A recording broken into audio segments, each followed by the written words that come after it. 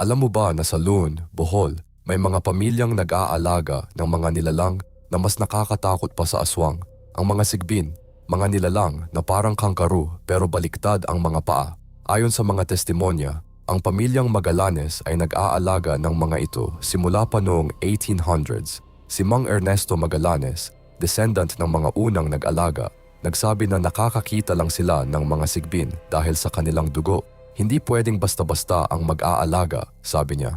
Tuwing Holy Week, lumalabas ang mga sigbin para kumain ng anino ng mga bata sa prosesyon. Pinapakain sila ng fresh na dugo at may mga kapitbahay na nakakarinig ng clicking sounds tuwing gabi. Sa mga kuweba sa likod ng kanilang bahay, doon ginagawa ang breeding. May mga documented cases na umatake ang mga sigbin sa mga hayop ng mga kaaway ng pamilya.